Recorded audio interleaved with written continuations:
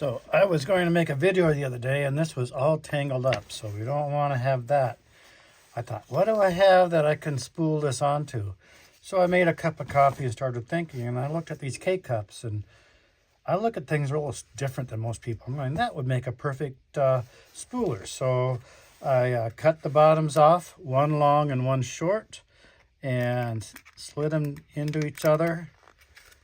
Took a little super glue and glued it together and made myself a spooler. So this will spool up all your little, let's say you've got headphones and little wires and this and that. You don't have the Bluetooth kind. Anything that's a small little wire, this little K-cup makes a wonderful thing. So I'm going to show you how to do that. First off, let it cool. Get a couple of them. And I just start with cutting a little slit here in the bottom. It's going to make a mess, so I'm going to get a little catch here. So I've got the slit here. You can just kind of cut like that, get a slit started. You're going to want to make a short one and a long one. If they're both the same size, they won't fit together. So I do about 1/4 inch, maybe 3/8 of an inch on one, and the other one I'm going to do about 1/2 inch.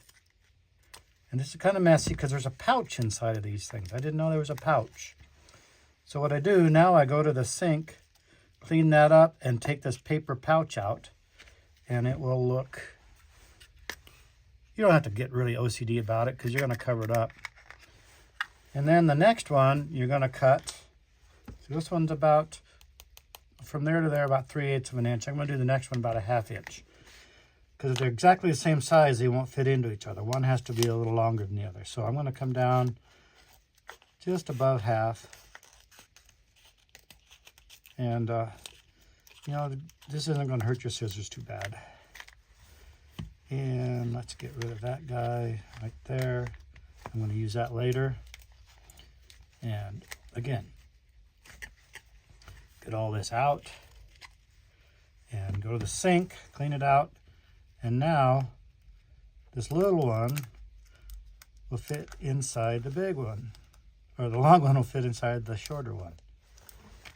And I'm going to do that and glue it real quick for you. So here's one that I cleaned up, and I'm going to add a little bit of super glue right along here. Don't get any on your fingers. I think that's impossible. And slide that in there. Tuck it into your desired. Now you've got a little spooler. You got wheels.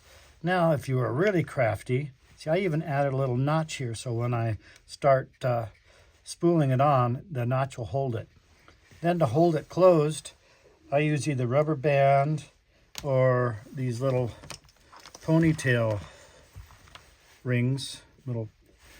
That seems to last longer than a rubber band. Those rubber bands these days last about 6 months, and then they break and become very deteriorated. So that's good to go.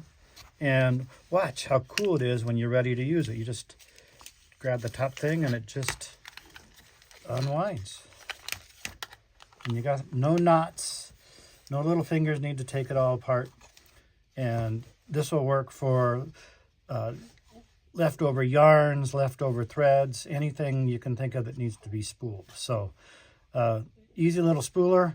I'm going to have my 3D guy look into making these, and maybe I'll make a 3D version of this, so it's not an old K-cut. If you want to get fancy, you can cut little circles out of a fabric or cardboard and put it that way. There you go.